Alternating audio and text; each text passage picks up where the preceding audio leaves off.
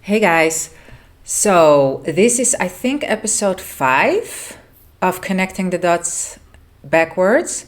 And now I will be jumping around a little from magical story to magical story.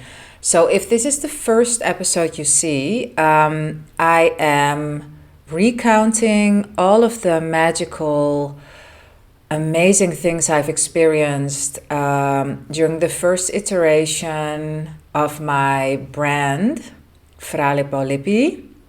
I have a lipstick and lip balm brand and product that I make it myself. I did everything, still do everything. And it's truly magical how everything came together. And after I started it, I learned about the teachings of Seth, Neville Goddard, Florence Scovel-Shinn, Bashar, and now with that knowledge, I can connect the dots backwards. Like, how was it actually that these things came into being? Like, what is the frame? How was I? What did I do? Because the how is not up to us, right? And there is a certain strategy that you can follow to experience and have more magic happen in your life. So that's what this series is about. There's a playlist where all the videos that I did so far are saved in, and all the future videos will be saved in there. So if you're like, I need to know what's going on with this, then just follow the playlist and you'll be all set. Okay, so today I want to tell you about a freaking amazing magical happening that happened in Berlin. I think most of these stories are actually from my time in Berlin. Side note. So I was living in an apartment by myself. I was able to rent that place for about a year. Oh my God, which is also a freaking magical story, but that will be the next. Yeah, so I lived in that apartment. I could rent it for a year. And actually, let me pause this. I'm going to make a note and I'll be back in a second. Here I am again. This is so silly because you won't even notice that I'm gone because I paused. So anyway, I lived in this apartment, and this apartment, I tell you guys, it was magical.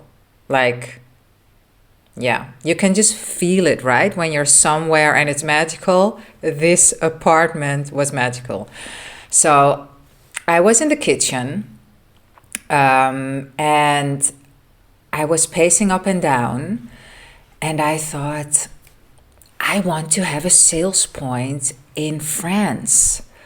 But how on earth will I get my product to France? I don't speak French, and French people don't speak English. And that might be a prejudice that was true years ago. I have no idea how it is now. Anyway, that is what I was thinking. And at one point I thought, okay, never mind. I'm just going to leave it. I think a week later, I was also able to leave it, which is pretty cool, right? I think a week later, I was at a market with my products, I think at the time, yeah, I already had the lipsticks as well. Oh yeah, for sure, because I had kind of a color explosion in that kitchen, like before or after. Anyway, doesn't matter. So I already had the lipsticks because I started with lip balms. And I was at a market. I was selling with someone else. We shared a table. I don't remember. So it's probably it was not one of my friends. So anyway, this girl comes up to the table, and this is how it goes and what she says. Yeah, I'm holding my mic. Looks a bit silly now. Anyway, so this girl comes up to the table, my stall, and she says, "Hello, Monique. I was still going by only Monique then. Now it's Victoria Monique, which is a story for another time. Hello, Monique. My name is Julie. I'm from France. I know your products. And so this is what she said to me. I know your products. I love your products. And I would love to help you get into France because these French people will love this. And I looked up in the sky and I thought, okay, you can come out now. What the? How? So I was obviously flabbergasted, super excited, surprised, felt like I was Truman in the Truman Show, but then the black curly female version, it was like, what? So, okay, that was one, right? So she helped me with some stuff. Then, I don't know the time frame exactly, and it doesn't really matter because it was shortly after. I get an email from, I think these guys were from Paris. They started this vegan makeup web shop called La Pradelle. I checked. I don't believe it exists anymore. This is like 5 years ago. But if you would check it, you will probably find something. La Pradelle. And I forgot his name. Could have been Julian, which would be really cool, right? Julian. Anyway, I'm from La Pradelle. We found out about your products. We just started a web shop in vegan products and we would love to sell you. And this is how it would work. I was so like, what? First Julie, and then this dude, also from France. Okay, so now knowing what I know, connecting the dots backwards, I had a strong desire, which is one, right? And I asked for it. Ask and it is given. That's what Abraham says. Get out of the way. I couldn't even be in the way because I had no idea how, so that was a plus. I don't know the word now.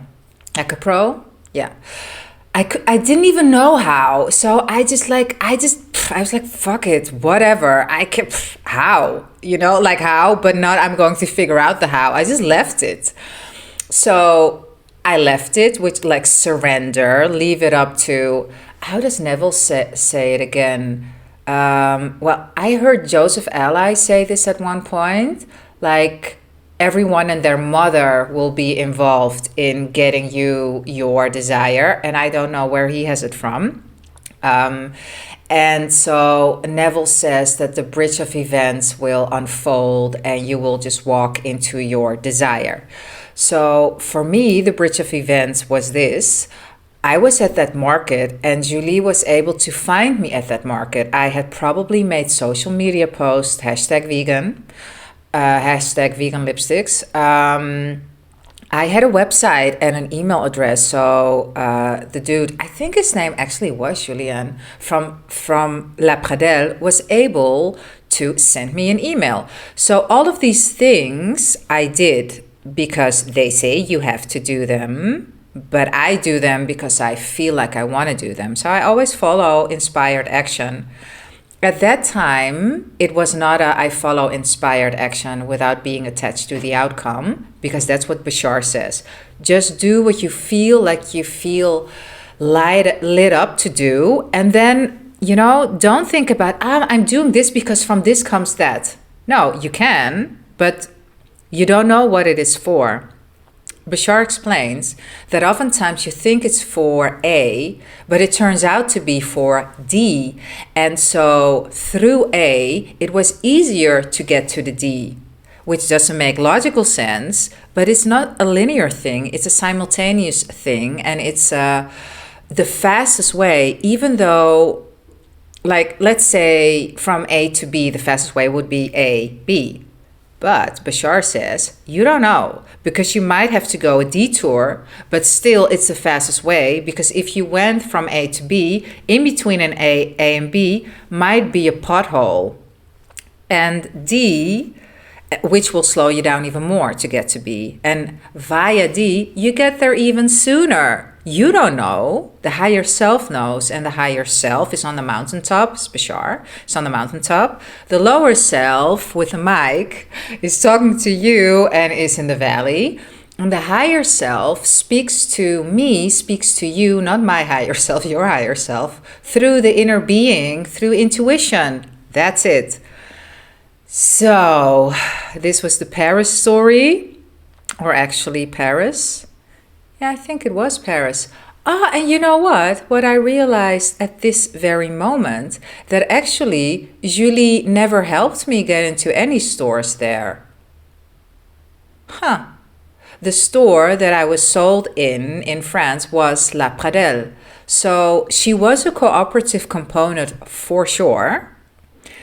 And what I now, this is the reasoning that I give to it now, is that meeting her allowed me to fully fall into the magic of things, raise my vibration, and that's how La Pradelle could come in, because I was at a different vibration, because everything comes in through our thinking, our feeling, our beliefs, our vibe. Yeah, that's enough for now. See you in the next. Much love. Bye.